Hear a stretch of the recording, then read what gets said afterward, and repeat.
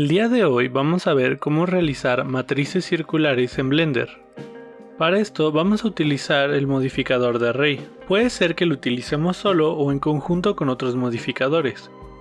En este caso vamos a hacer una pequeña escena para ver cómo es que se realiza un patrón circular. Para esta escena vamos a hacer una pequeña columna. Para hacer esta columna, lo primero que hago es añadir un cilindro a la escena. Una vez que tenemos el cilindro en la escena, lo que hago es empezar a extruir y escalar las diferentes secciones de la columna.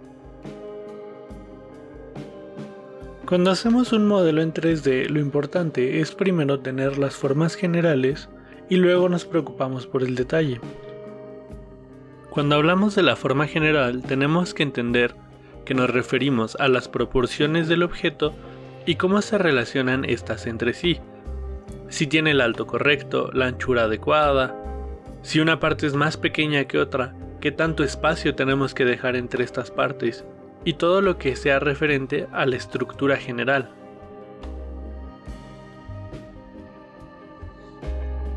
Ya que tenemos la forma base, podemos empezar con detalles secundarios.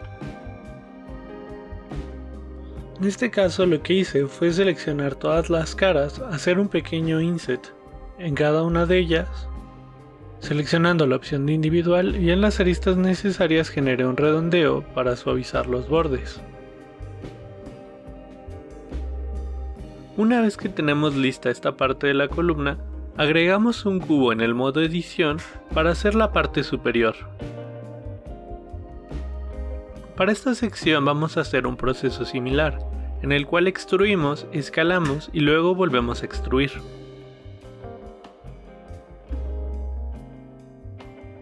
Lo que voy a hacer es agregar una base para que podamos distribuir las columnas alrededor.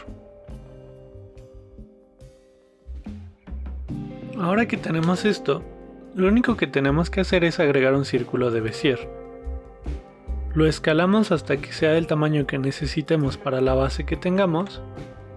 Ahora a la columna le agregamos dos modificadores, uno de array y uno de curva. En este caso seleccionamos la curva de Bézier y en el modificador de array agregamos la cantidad que necesitemos de pilares. Modificamos la distancia en el factor X y eso nos genera el array circular. Esta es una de las formas de hacerlo. Otra forma en la que podemos generar un patrón circular es utilizando simplemente el modificador de array.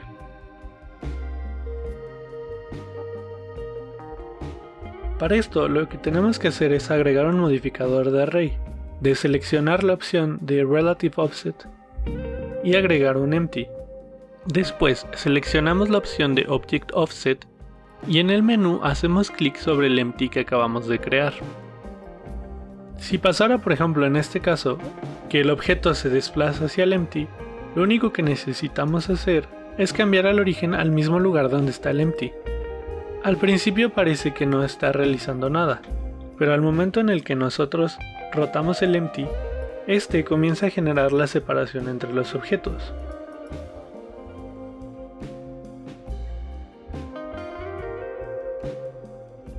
Cada uno tiene ventajas sobre el otro. En el caso del empty es más sencillo controlar las divisiones a partir de grados en caso de que nosotros lo sepamos. Sin embargo, una ventaja que tiene hacerlo con el proceso de modificación de curva es que el cubo se adapta automáticamente a la forma que debería de tener para encajar dentro de la curva. Otra cuestión es que si nosotros editamos la curva y presionamos Control T, podemos modificar el giro que ésta tiene, afectando de manera directa al objeto con el modificador de curva.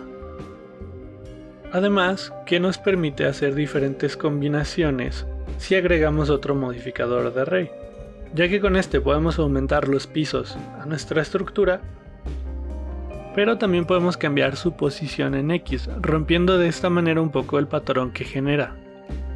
En cambio, si utilizamos el método con el empty, aunque agreguemos otro modificador de array, si nosotros cambiamos el factor en X, no va a generar ninguna rotación sobre su mismo eje, sino que lo va a desplazar sobre el eje X. Estas son dos formas en las que podemos generar este tipo de patrón. Cada una responde a necesidades diferentes y las podremos utilizar como mejor nos convenga. Habrá ocasiones en las que sea necesario que utilicemos una curva y habrá ocasiones en las que esto se resuelva de manera sencilla con un empty. Coméntanos abajo tus dudas y sugerencias para futuros videos.